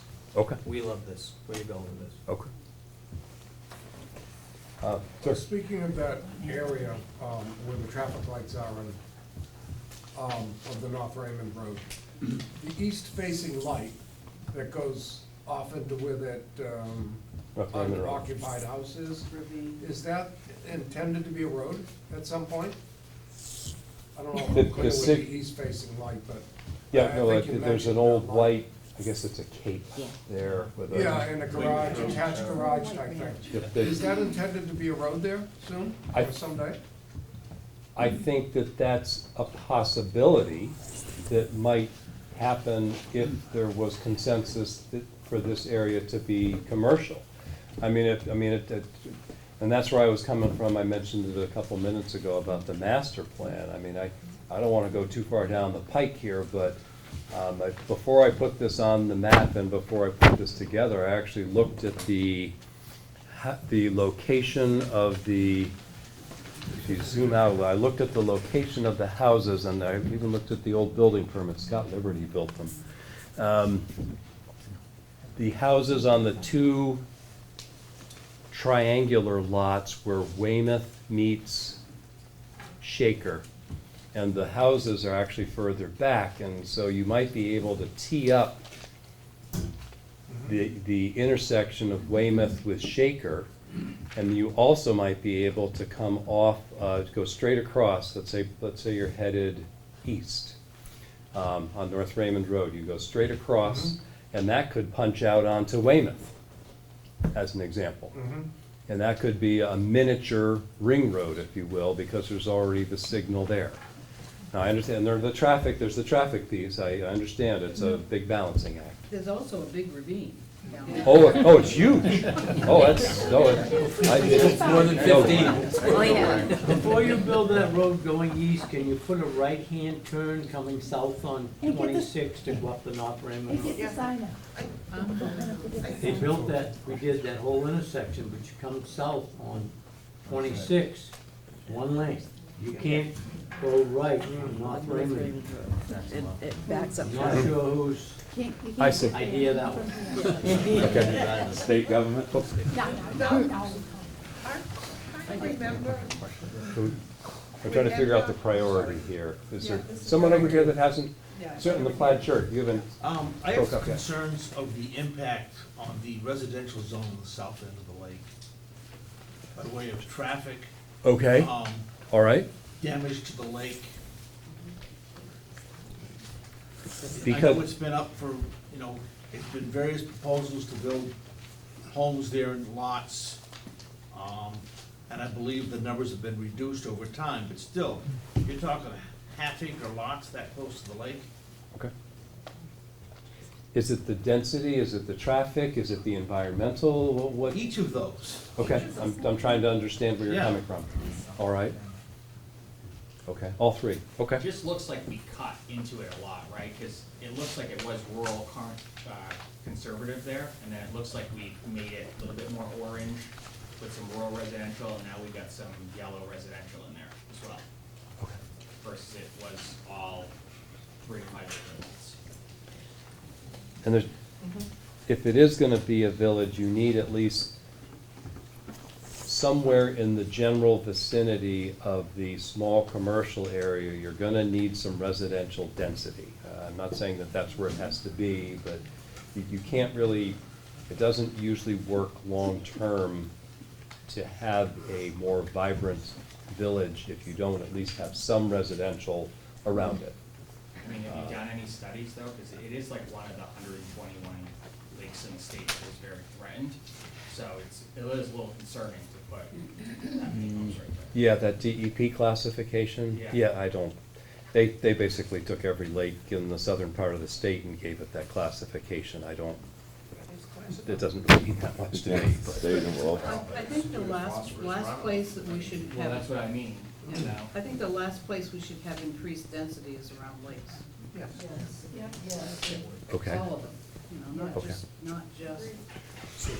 So what if we, because of the environmental piece, or? Environmental. Yes. And yes, and, you know, Okay. then that compounded on top of that, especially with Crystal, you have the traffic, and you have all this other stuff that's going on with that area. But if you go further up North Raymond Okay. Road, there are places there that you could have denser development, but not around the lake. So what if the concern, just, I'm not, just sort of probing here. So if the concern is environmental and with the wastewater, let's say it's on public water, which it is, there's public water there.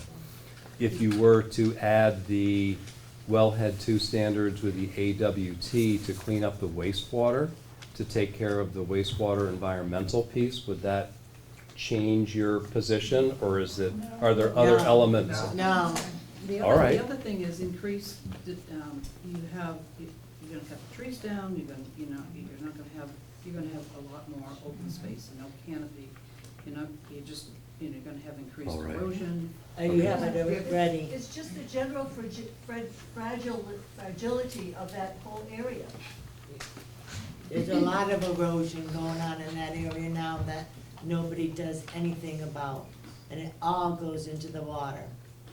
I mean, you watch it every year and it gets worse. And the more traffic, the more development you're doing, the worse it's getting. It's getting out of control. I mean, I watch kids almost get hit almost every summer because of traffic. There's no control at all with traffic coming down North Raymond Road. One of these days, there is gonna be a serious accident, and someone's gonna all of a sudden start pointing their fingers at somebody saying they didn't do something. Probably. And it would be a shame. Why wait until someone gets killed? I mean, we're just asking for it. The infrastructure needs to be. There's someone that hasn't spoken up. Mr. Grover? Yes, do you anticipate in a commercial zone that would include small footprint businesses, drive-through businesses like McDonald's and Dunkin' and Nope. Aroma Joe's It and? says right there, no drive-throughs. Like Gray It's in- Village, Like so Gray no, Village? yeah, no drive-throughs in Gray, we already have. Believe it. Don't believe it. That was not my call. There's some history to that, but I won't go down that rabbit trail. I recommended it not be approved. If I can follow up, with that. If I can follow up. Oh, I'm sorry, So Mr. Grover. if you're talking about, I didn't get the specifics of some sort of bypass Goddamn weirdos. area, or was that was down Libby Hill area? But if you were thinking about bypasses, why wouldn't you build the bypass and plan a village on the bypass instead of near the lake? Yep.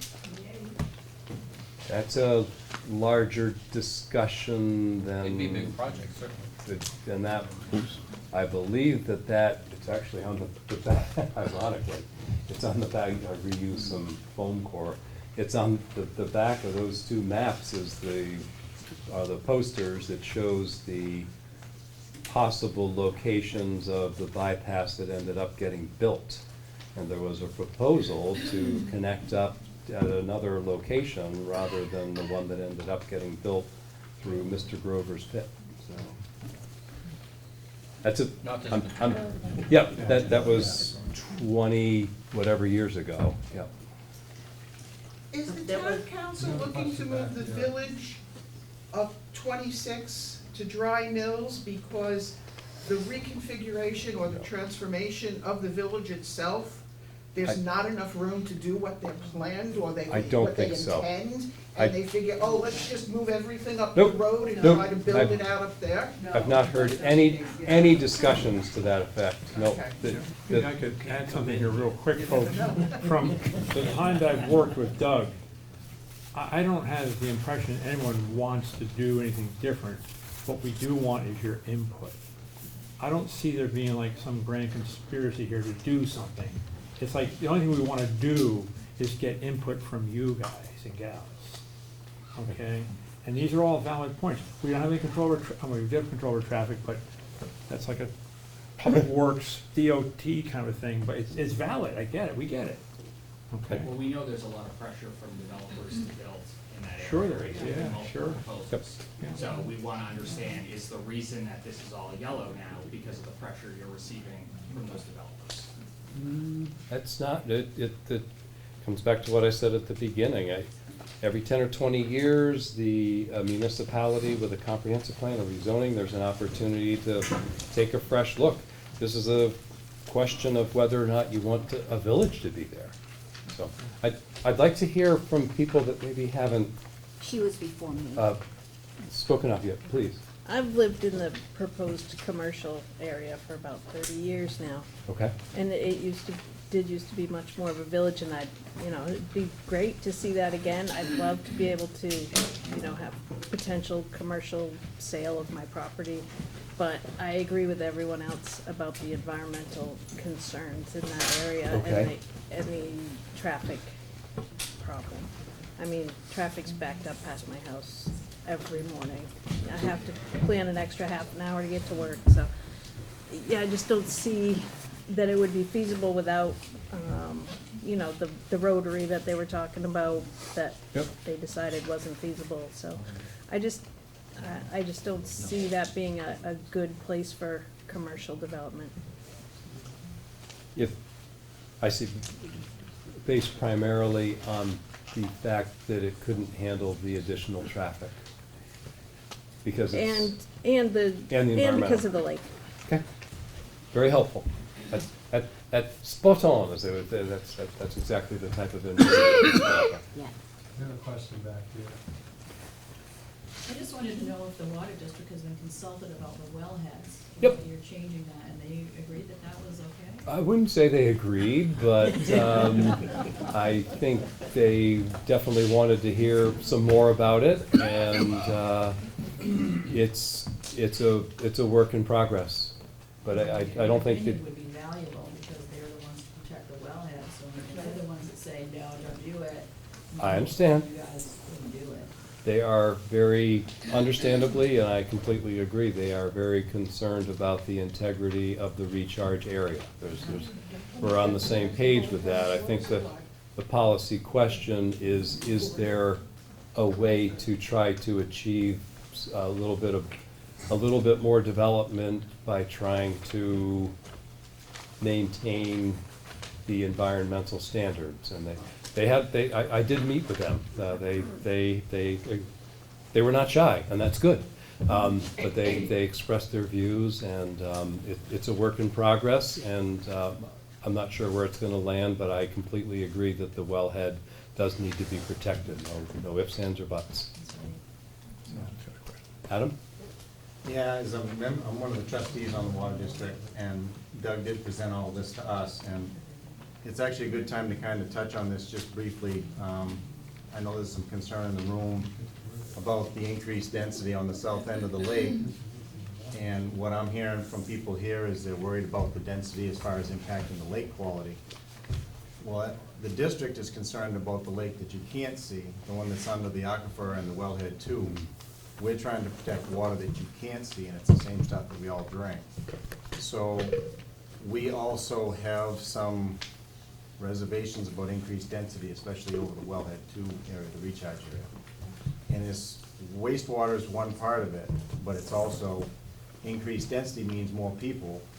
More people means more people maybe storing things they shouldn't, or you know, maybe spills, maybe accidents, what have you, but the more people you have, the more increased risk you have to contaminate a potential source underground. So the lake that you can see is every bit as important as the one you can see. So, yes, there are some reservations the district has about increased density, especially in the wellhead too. And that, we've had that discussion. Yep. So, And I that- just want everybody in this crowd to also understand that. And this is all, as Al said, this is a work in progress, and that this is great input, this is exactly, I think, what the council wanted, so. Others, I see there, any others that haven't spoken yet? Yes? I just want to say that since we've lived here, I've noticed quite a few improvements in Gray, but I think the thing that really makes me appreciate Gray is, you know, the woods, the trails, the lakes, and not having a ton of development. And I mean, I remember when they put the Hannaford in, people said, why do we need that? There's one in Falmouth, there's one in Wyndham, and, you know, Wyndham and Falmouth are these huge sprawl places now. And I don't think anybody wants that for Gray, and I mean, I know we're not proposing that, but Okay. there is a traffic problem, and even when we voted on, you know, more housing on, you know, 26 and 100, I thought, oh, what's wrong with that? But now I know, because we're in the traffic. Yeah, sure. Okay, all right. Okay, yes? If this, the consensus throughout is a straight out no, and the town council says, okay, we'll go with what people are looking for, will it die or will it get moved? Is there an alternative to move it to someplace else? Move, This, a proposed commercial area, is it, Oh. if it dies here, and we oh, don't. I see, okay. Is is there going to be, is it gonna be moved somewhere else, or is it just gonna be like, no, we're moving forward with it, this is what we want? No, okay, a couple different things. First is in response to, does the council want to move the village from where it is now to Dry Mills? I've not seen any discussion Well, about that. that's not the question. That's- Your wording here is, do you wanna have a village here? Yep. Which sounds romantic as opposed to, do you wanna have commercial development here? Well, it's a policy question. I mean, you can phrase it however you'd like. But in terms of additional commercial development, if you go to the online portion and you look at the transition there's a slightly less detailed spreadsheet. So this is the spreadsheet that you guys have in your package, just in one piece instead of two, for the proposed zoning districts and the proposed overlays. There's another spreadsheet that contemplates the general character of the proposed transition districts. As an example, Yarmouth Road. Yarmouth, because there appears to be a desire to not have additional commercial traffic through the village, the Yarmouth Road transition areas are proposed to be predominantly residential and not commercial. But to answer this, I think this is going to answer your question more directly. Most of the other transition districts, Lewiston Road, Portland Road in particular, and there's some on West Gray, those are at least what's currently on the table is anticipated to be additional commercial areas in most of the non-Yarmouth transition districts. So in terms of where the commercial development is going to occur, what the uses are going to be, what the density is going to be, as I've said a couple times tonight, we can't have an on-point informed discussion about the specifics of the transition districts until we figure out what's happening with the village. And so that's what we're trying to do. But I think everything I've seen in the comp plan and the discussions that I've been part of at a council level, at an ordinance advisory committee level, leads me to think that there will be additional commercial development in most, maybe not Yarmouth Road, most of the transition districts. The reason that I wanted the workshop here tonight was to ask the question about Dry Mills for those that were here. So does that answer your question, or? It's gonna happen. Where it happens and when it happens is Yeah, but the council, but the town, the council, they can ultimately lay the groundwork. I mean, as a practical matter, because the council, per the charter, has the ability to adopt zoning, the council wants input. Let's be clear about that. That's why we're here. But ultimately, the council can decide to stick with the future land use that has the Shaker Road transition area stop at the brook. I was very clear about that. It's on the map, and there's a list in the town website. So ultimately, the council will need to decide if they want to stop the Shaker Road Transition District where it is shown on the future land use map in the comp plan, or if you want a village. And if you do want a village there, what that's going to look like. So, and that, as I said a couple times, I think that's the question. Would you not ever like put it back up for vote? Because I mean, it took us 4 years, right, when we agreed on this. It's been 4 years, and this is where we are now. So there seems to be a lot of opposition here. And does it make sense that 5 or 6 council members make the decision? I mean, I know you're looking for input, but why wouldn't it just go to the town of Gray residents and then you get your answer? Well, it's gonna be up to the council. Maybe it'll be a repeat of Hannaford and BT. But the starting point is, I'm looking for, is there anyone that has not? I have something here. Okay, let's go back there first. I'm just wondering if anyone, even in a fantasy way, has approached the town and said, I have a business idea that I would like to plop down near the Dry Mills area.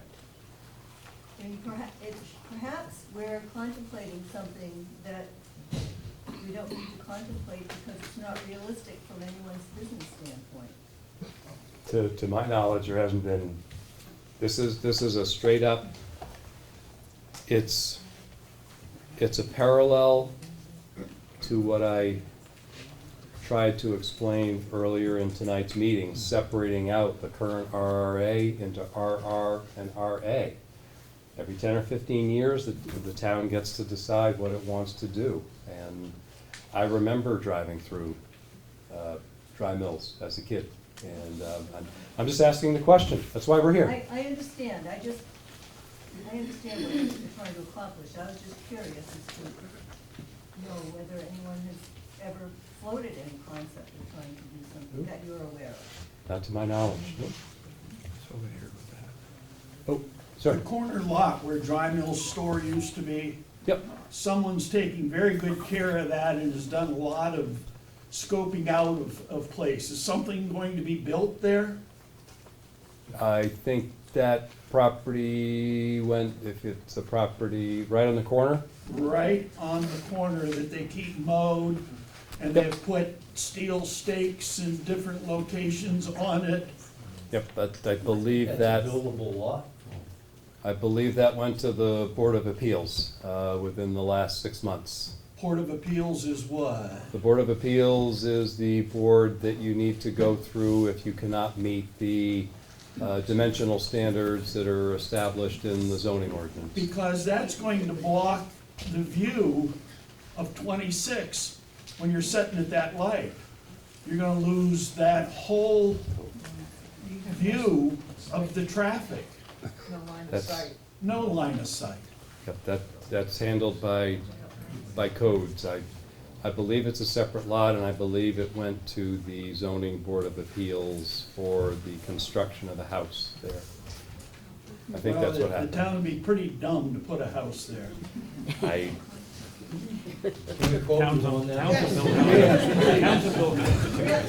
Fred. Back into the commercial district. Yes, yep. It talks about no residential. It has been proposed that in the village, they wanted, commercial with apartments on top. A lot of the village-type atmosphere towns now are doing that, and so it's a dual use on the property. So, that will prohibit that type of, growth, and what would be the implications on the property itself? I mean, are we looking at future sewers and stuff like that to support that kind of structure? Around the place, of course. That's a fine tuning, and there was a question similar to that earlier tonight. I didn't hear it because you can't hear me there. Okay. I put I phrased that intentionally, consider no residential. I put that on there to spark discussion, whether or not it's some type of mixed use. And as I tried to explain, municipalities are often stuck between a rock and a hard place, per that expression, trying to encourage at least some commercial development in the long term, but there's pressure put on for residential development, but there are a lot of hybrid options in there where we're not at that point. Would that be in this lake region, that type of opportunity for businesses to have apartments on top of their, accommodations on top of their businesses? The first question is whether or not there should be a village at Dry Mills. The second is, if there is going to be a village, should a mixed-use building or a mixed, two different uses on the same lot, should that be allowed? It's actually very hard for municipalities because there are, we talked about this earlier tonight with the cycles and so forth, and there are understandable needs that property owners have to pay the taxes, and in some climates, the only way to realize that income is through residential development. But if you really want there to be a village, somehow the municipality needs to try to find a way to get some non-residential development. It's not just in Gray, Maine. I mean, the workshops that I attend at the planning conferences, it's all across the country. Rural areas, particularly with online everything these days, it's a very real challenge. So, there's a question back there. I have with rezoning towns, you have developers come in and put developments in. Right now, it's semi-full-time fire. At what point do you develop a town where, I know this town just had a reevaluation and increase that a lot of people can't afford. At what point does the council set this up and say, all right, now we need full-time police, we need full-time fire, and now our taxes double? They just did. Well, that, yeah. That's why you want commercial development, right? And I disagree with that, because look at Yarmouth, look at Westbrook, I mean. I live in Scarborough, What- it doesn't help us at all. Doesn't help. And the- Market basket. most of the councils that I've worked with, maybe not the current one, I'm not as attuned, but most of the councils and most of the managers that I've worked with have expressed a desire to try to get some type of commercial development to try to offset the present predominance of residential tax base. And I think the magic bullet is, what type of development should there be, how much should there be, and where should it be? And I think, right, wrong, or indifferent, the village is arguably the core of that. And so I think some of those three elements that I just mentioned are what those involved with the VT, Village Transformation Project, they're wrestling with those questions, and they're trying to come up with the best solution with the foundation that they need to find a way to handle the increasing traffic volumes. That's I think that's one of those are some of the elements that are making the VTP challenging, and it's important to take all those into account, and I believe that's what they're doing. But I think, is that a fair summary, or? Yeah, and I guess I would just say a few other things about the, you know, the whether or not to have residential in a commercial zone. One of the things that we've seen is that, for example, on Route 100, especially north of Gray, those are kind of, I don't know, mixed use, I'm not sure what the right term is, Doug, but what we're starting to see is like house after house after house along the road frontage. So residential development along that corridor, which you could argue maybe would be better served as being commercial, but because the residential is permitted there, you know, you can't say no to it, because it's allowed in that zone. So that, I guess that's sort of, I'm guessing that kind of drives some of what Doug was exploring tonight, is, does it make sense to have a small commercial district where it's only commercial, or some sort of alternative, via like a mixed use, where there Exactly. could be some residential and some commercial, but it would have to be kind of on the same lot or in the same building or something like that. Exactly. So that you couldn't have residential crowding out the commercial. I guess I just also want to comment on the traffic issue, which is huge. I've been a huge advocate for bike ped safety in this town, starting dating back to 2012. And I'm sorry that you don't have a lot to show for it yet, but I just wanted to share some potential good news. And one is that MDOT has finally come around to agreeing with us, or agreeing with towns around the state, that we need to control the traffic flow through towns better than we have, than they've allowed in the past, including speed and road width and things like that. So I think that were we to designate part of Dry Mills as a commercial zone, or to, you know, add some commercial options there, I think we would be able to have a conversation with the MDOT, and possibly even without the commercial development, around reducing traffic speeds and things like that. So I just want to give you a glimmer of hope there. They have completely revamped their approach to working with sort of village areas within towns. So, yeah, so just wanted to say that. And also, I just, one last thing is, all 5 of us have our names and phone numbers on the town website. So if you go away from this meeting tonight and think, oh shoot, I should have said something about, I mean, I had this great idea that came later, just give us a call or send us an email. We're still happy to hear from you. So does the QR code allow any of us to go on after this meeting, and does it allow a place to add comments? Yes, it's the last. Since we go home and think about it and. Yep. It's the very last, so there's the QR code takes you to the portion of the town website that has the intro page. The intro page takes you to the subsets if you wish to look at those. And at the bottom of the intro page, correct me if I'm wrong here, Mr. Kyle, at the bottom of the intro page, it says submit your comments, which is a perfect. I'm trying to go there now, I don't know if I'm gonna lead you down a rabbit hole or not. So, yeah, right at the bottom of that page. Right there. Submit your comments. Where'd it go? Keep down. Down. I love the map. I thought it was there. From me, guys. I It don't know is, about you it's guys. above the map. So. Where should I go? Tell me, talk to me, Doug. Further down even? I thought there was, you put a link in there that says submit your comments here. Yep. Yeah, it's on. It's right there in the. Okay, oh, okay. Okay, I'll let you guys see it. We all saw it. That's good, that's good. All right. So with perfect transition, thank you. So next step, so any comments you, I'm gonna be taking more notes from the tape, and so to speak, it's not a tape anymore. And if you have comments, you can, the council will see all of the comments that are submitted through the link on the website. So that's one way to have some more input. There's a workshop coming up, as we talked about at the beginning, on February 12th for Libby Hill.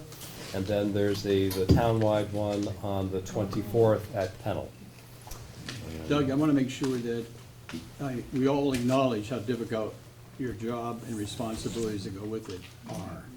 And I, on behalf of us, whether I can say that or not, but I think I can based upon the comments, really appreciate you coming forward, providing us the information, being transparent, asking for our opinions, and giving us the opportunity to give you feedback. That doesn't happen everywhere, but it's obvious it happens here, and we commend you for that. You're very welcome. Very welcome.